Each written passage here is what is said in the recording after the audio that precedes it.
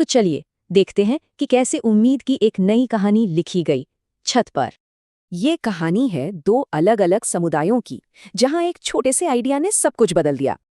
पहली कहानी शुरू होती है बेलापुर गांव से, जो कभी अपनी लहलहाती फसलों के लिए जाना जाता था। पर फिर एक अजीब बीमारी ने हमला किया और देखते ही देखते सब बंजर हो गया। जिन लोगों को खेती के सिवा कुछ आता ही नहीं था, उनकी तो जैसे दुनिया ही उजड़ गई। और इसी निराशा के बीच गांव में आई नेहा, शहर की एक नई बहू, जिसे गांव के बारे में कुछ पता नहीं था। एक दिन छत पर उसकी नज़र गांव की खाली छतों पर पड़ी, एक ऐसी जगह जिसका कोई इस्तेमाल नहीं हो रहा था।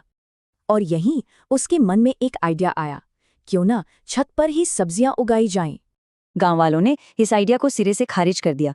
उन्हें लगा ये कोई शहर का शौक है, असली खेती नहीं। लेकिन नेहा ने हार नहीं मानी। उसने अकेले ही इस आइडिया को हकीकत में बदलने की ठानी।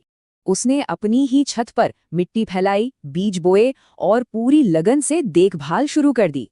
नतीजा, कुछ ही महीनों में उसकी छत हरी भरी हो गई और ये देखकर पूरा गांव उसके साथ जुड़ गया। इसका असर कमाल का था। घर में ताजी सब्जियां, कमाई का नया जरिया और गांव में रौनक लौट आई।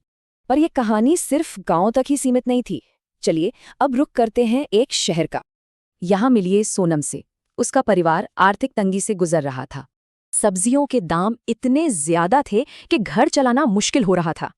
सोनम ने भी नेहा की तरह अपनी खाली पड़ी छत को इस्तेमाल करने का फैसला किया। जल्द ही उसकी मेहनत रंग लाई।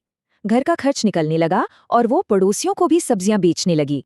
तो बात यह है कि कैसे एक ही सोच ने दो अलग अलग दुनियाओं में उम्मीद की किरण जगाई। ये दोनों कहानियां हमें सिखाती हैं कि मुश्किल वक्त में एक नया नजरिया ही सबसे बड़ी ताकत बन जाता है।